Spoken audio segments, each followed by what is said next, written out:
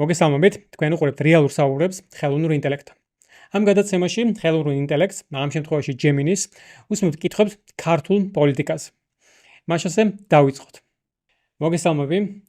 დამისახელე ის მთავარი ფაქტორები, რომლებიც საჭიროა ქართული ოცნების მსგავსი რეჟიმების დასამარცხებლად. ქართული ოცნების მსგავსი რეჟიმის დასამარცხებლად, რომელიც ძალაუფლების კონსოლიდაციითა და პოპულისტური რიტორიკით გამოირჩევა, საჭიროა კომპლექსური და სტრატეგიული მიდგომა. თავარი ფაქტორებია. 1. ერთიანი და სტრატეგიული ოპოზიცია. ფრაგმენტირებული ოპოზიცია ხელისუფლებისთვის უდიდესი უპირატესობაა. საჭიროა საერთო, მკაფიო ხედვა, რომელიც მოსახლეობას თავაზობს რეალურ ალტერნატივას და პასუხობს მათ მთავარ საზრუნავს ეკონომიკურ სიდუხჭირესა და დემოკრატიის უკუსვლას. 2. ძლიერი სამოქალაქო საზოგადოება. ისტორიულად, საქართველოს სამოქალაქო საზოგადოება დემოკრატიული ცვლილებების მამოძრავებელი იყო. რუსული კანონის წინააღმდეგ ახალგაზრდების მიერ წარმართული პროტესტი ამის ნათელი მაგალითია. აუცილებელია უწყვეტი, მშვიდობიანი და კრეატიული პროტესტი, რომელიც ხელისუფლებაზე მუდმივ წნეხს შეინარჩუნებს. 3. სტრატეგიული საერთაშორისო ჩართულობა. საქართველოს ევროატლანტიკური მისწრაფებების ფონზე საერთაშორისო პარტნიორების როლი უმნიშვნელოვანესია. საჭიროა აშსა და ევროკავშირის ერთიანი, თანმიმდევრული და მკაცრი პოზიცია ანტიდემოკრატიულ ნაბიჯებთან დაკავშირებით. 4. დეზინფორმაციასთან ბრძოლა.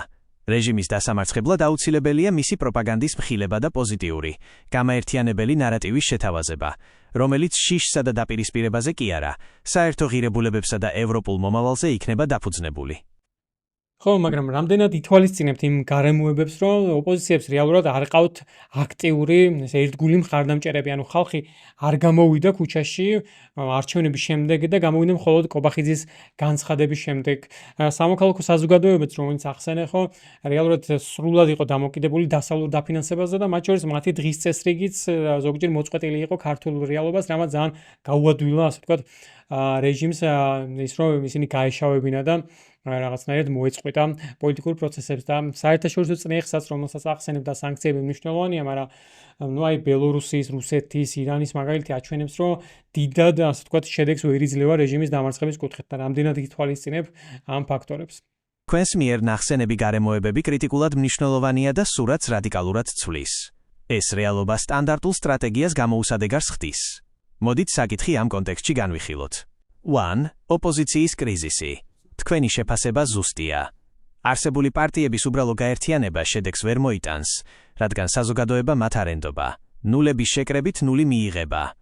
მთავარი გამოწვევა არა ძველი პარტიების გაერთიანება, არამედ ახალი, სანდო ლიდერების გამოჩენაა, რომლებიც, სავარაუდოდ, სამოქალაქო მოძრაობებიდან ან ახალი თაობიდან წამოვლენ და წარსულით შელახულები არ არიან.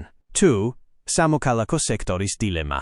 მართალია, ტრადიციული, უცხოურ დაფინანსებაზე დამოკიდებული არასამთავრობო ორგანიზაციების მოდელი მოწყვლადი აღმოჩნდა.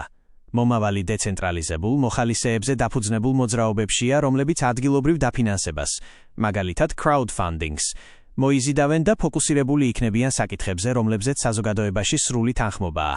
კორუფციასთან ბრძოლა, კანონის უზენაესობა და ეკონომიკური სამართლიანობა. 3. საერთაშორისო წნეხის დაკალიბრება. თქვენი სკეპტიციზმი საფუძვლიანია. ზოგადი სანქციები ხშირად უშედეგოა.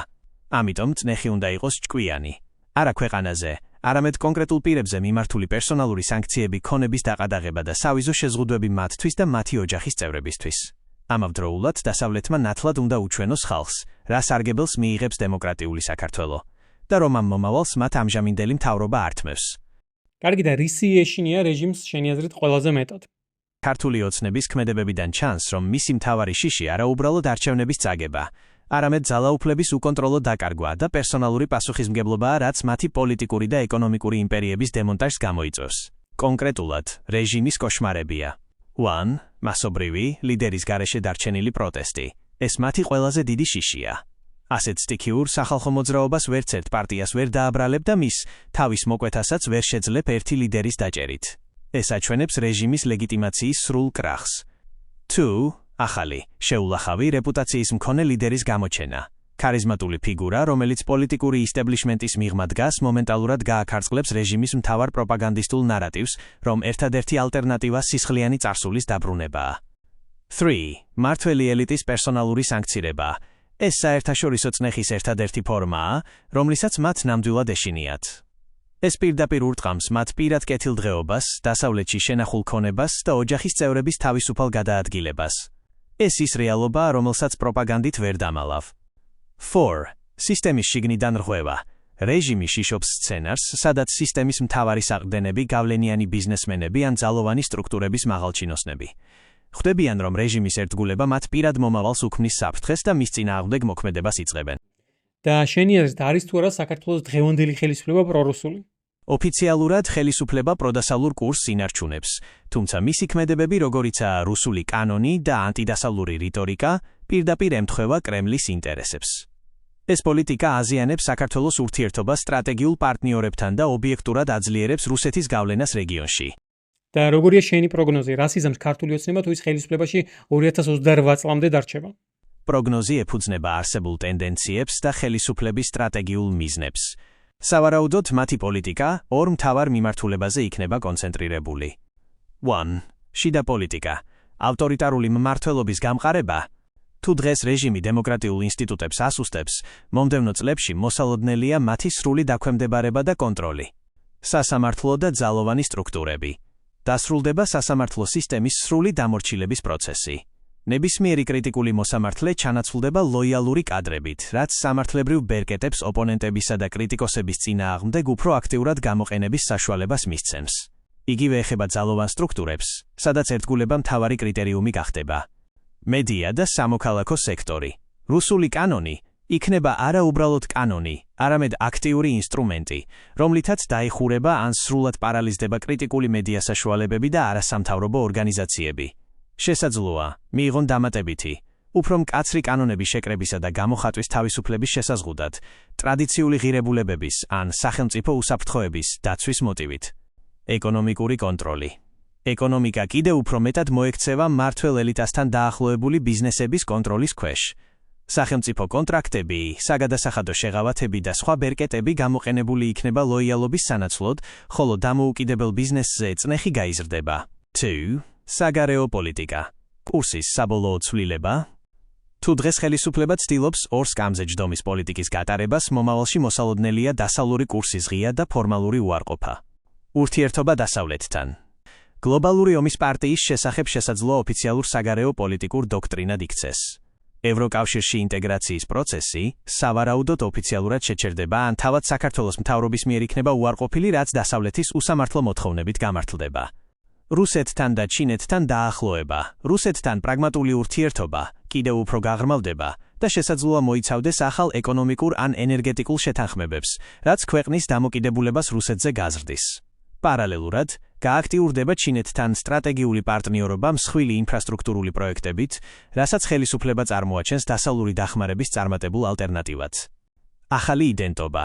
ხელისუფლება შეეცდება საქართველოსთვის ახალი, ნეიტრალური და სუვერენული ქვეყნის იდენტობის შექმნას, რომელიც აღარ იქნება მიბმული დასავლურ ბლოკზე.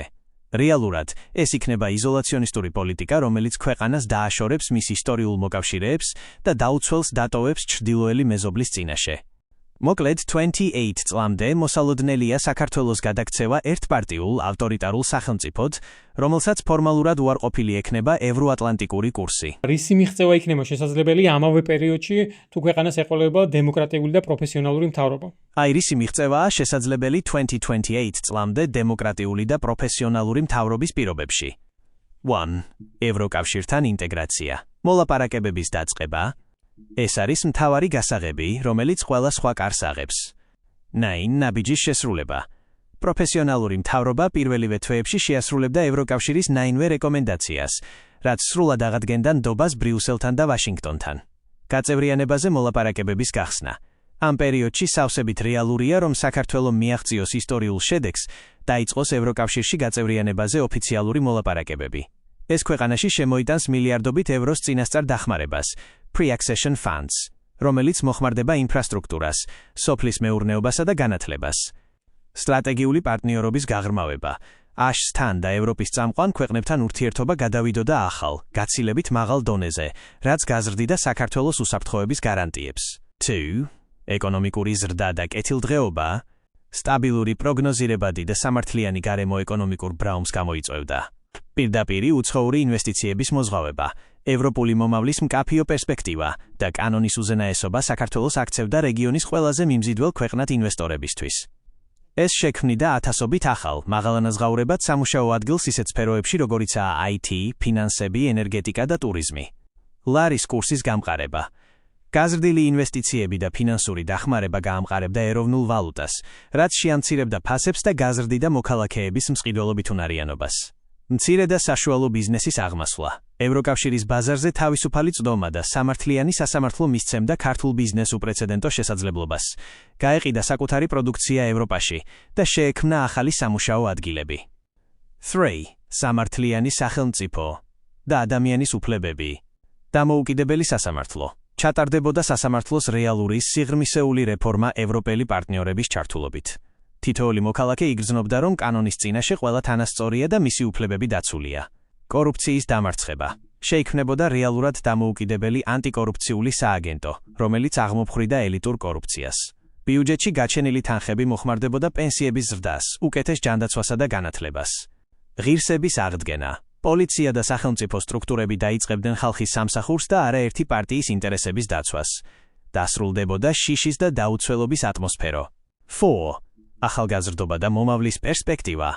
ტვინების გადინების შეჩერება და შებრუნება.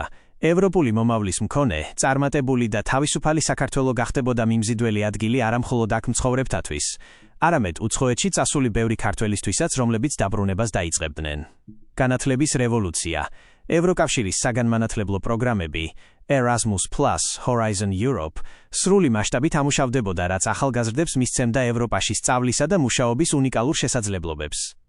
მოკლედ, დემოკრატიული მმართველობის პირობებში 2028 წლისთვის საქართველო იქნებოდა არა იზოლირებული და გაღარიბებული, არამედ ევროპული ოჯახის სრულფასოვანი წევრობის კანდიდატი, სწრაფად მზარდი ეკონომიკით, სამართლიანი სასამართლოთი და იმედიანი ოპტიმისტური მომავლით.